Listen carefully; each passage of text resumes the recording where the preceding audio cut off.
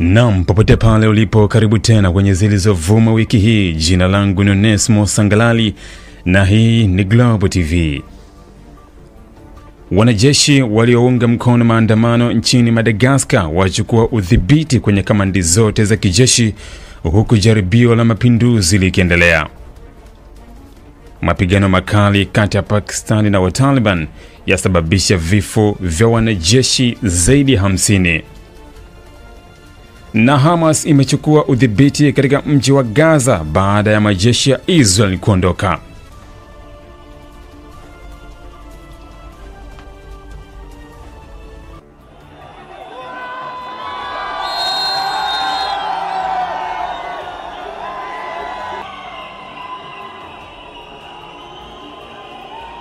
Ofisi ya Rais wa Madagascar Andry Rajoelina imetoa taarifa ikieleza kuwa jaribio la kunyakua mamlaka kinyume cha sheria na katiba linaendelea nchini humo.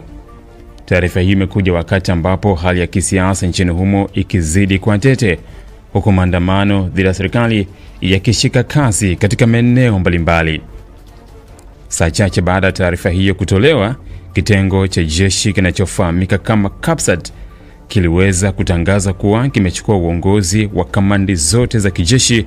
Kulingana na taarifa yao, hivi sasa wanadhibiti vikosi vyote vya ulinzi wa nchi hiyo, ikiwemo ardhini, angani na majini.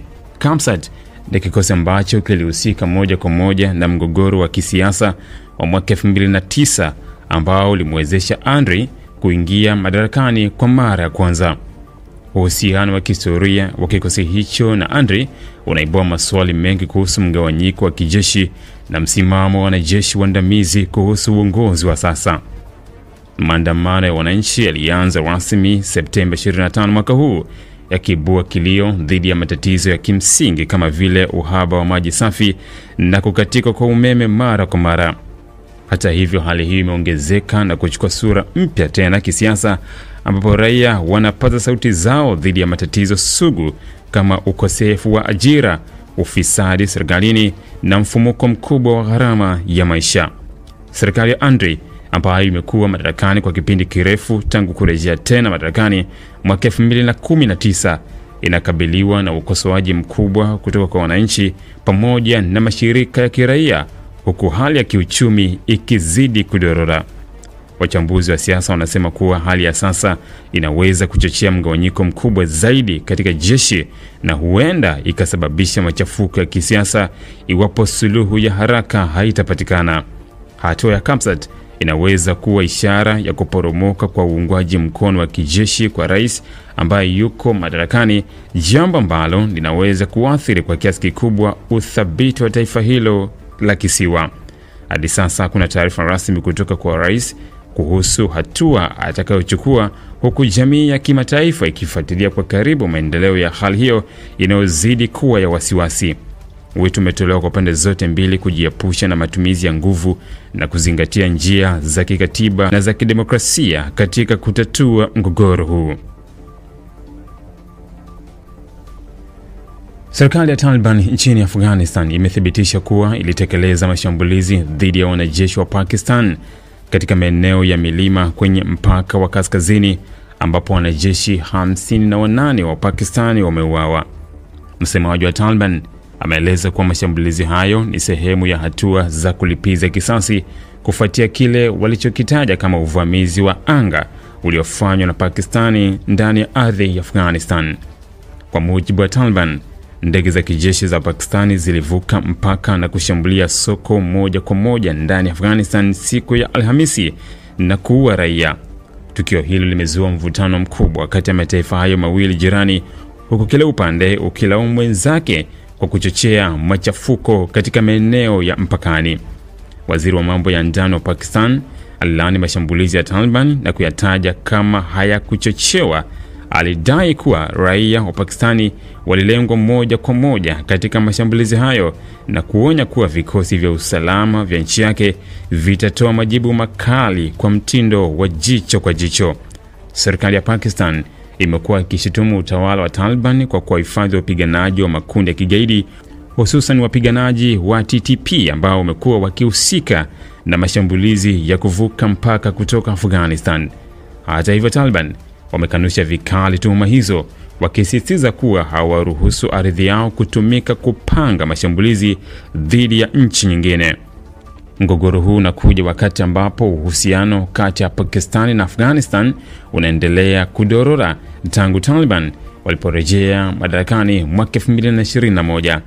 Pamoja na mazungumzo ya mara kwa mara ya kidiplomasia, pande zote zimeendelea kushutumiana kwa kushindwa kudhibiti usalama wa mpaka na kudumisha utulivu wa kikanda. Wataalamu wa masuala wameonya kuwa iwapo hali hii haitadhibitiwa mapema, inaweza kuibua vita kamili ya mipakani ambayo itaathiri zaidi raia wa pande zote mbili, hasa katika maeneo tete ya kijamii na kiusalama. Hadi sasa bado hajathibitishwa kwa njia huru idadi kamili ya waliouawa, huku hali ikiendelea kuwa ya taharuki mpakani. Wito umetolewa kwa jumuiya ya kimataifa kuingilia kati ili kupunguza mvutano kati ya mataifa haya jirani. Kundi la Hamas limechukua hatua kubwa za kijeshi na kiutawala kurejesha udhibiti wa maeneo ya ukanda wa Gaza ambayo hivi karibuni yameachwa wazi na wanajeshi wa Israel, kwa mujibu wa vyanzo vya ndani kutoka eneo hilo.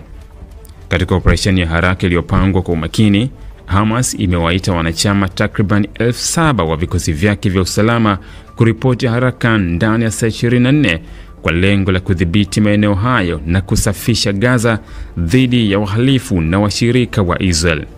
Wito huu ulitolewa kupitia simu na ujumbe wa maandishi kwa makamanda na wapiganaji wa kundi hilo. Sambamba na hayo, kundi hilo limetangaza uteuzi wa magavana wapya 5, wote wakiwa ni watu wa asili ya kijeshi waliowahi kuongoza brigade za Hamas. Hatua hii inaonyesha nia ya Hamas kuimarisha muundo wa utawala wake katika Gaza kupitia uongozi wa kijeshi. Taarifa kutoka Gaza zinaeleza kuwa vikosi vya usalama vya Hamas vimeanza kusambazwa katika wilaya kadhaa za mji huo. Baadhi ya wanachama wa vikosi hivyo wamevalia sare rasmi za polisi wa Gaza, huku wengine wakiwa wamejificha kwa kuvaa mavazi ya kiraia ili kujipenyeza na kudhibiti maeneo kwa urahisi. Hali ya taharuki imeongezeka mjini Gaza kufuatia kuuawa kwa wanachama wawili wa vikosi vya wasomi wa Hamas waliopigwa risasi na watu wenye silaha wanaoaminika kutoka kwenye ukoo wa nguvu wa Daimosh. Tukio hilo litokea katika kitongoji cha Sabra. Kati ya waliouawa ni mtoto wa kamanda mkuu wa zamani Ahmad Akel, ambaye sasa anaongoza kitengo cha ujasusi wa kijeshi wa kundi hilo. Miili ya wanachama hao wa Hamas iliachwa barabarani, hali ambayo ilizua hasira miongoni mwa wanachama kundi hilo na kuongeza matarajio ya kulipiza kisasi. Kwa kujibu tukio hilo, vikosi vya Hamas vilizingira eneo kubwa katika mji wa Gaza ambako zaidi ya wapiganaji 300 wa ukoo huo walikuwa wamejificha wakiwa na silaha nzito na vilipuzi. Operation hiyo ya kuwasaka ilionekana kama onyo kali dhidi ya upinzani wa ndani. Asubuhi ya Jumamosi, taarifa kutoka ndani ya Gaza ziliarifu kuwa Hamas ilimuua mmoja wa wanachama wa ukoo huo wa Daimosh na kuwakamata watu wengine wapatao 30 kutoka kundi hilo. Hatua hiyo inaonekana kuwa mwanzo wa operesheni pana ya Hamas dhidi ya makundi ya ndani yanayoshukiwa kushirikiana au kunufaika kutokana na mvurugano uliosababishwa na vita kati ya Israel na Palestina. Tangu kuanza kwa mzozo mkubwa mwezi Oktoba mwaka 2023, hali ya usalama ndani ya Gaza imekuwa tete, huku kundi la Hamas likijaribu kudumisha udhibiti wa utawala wake wakati wa mashambulizi mara kwa mara kutoka kwa Israel, pamoja na changamoto kutoka kwa makundi ya kijamii na kijeshi ya ndani. Hali ya Gaza kwa sasa inaendelea kuwa ya taharuki, huku waangalizi wa kimataifa wakifuatilia kwa karibu hatua za Hamas na athari zake kwa raia wa kawaida.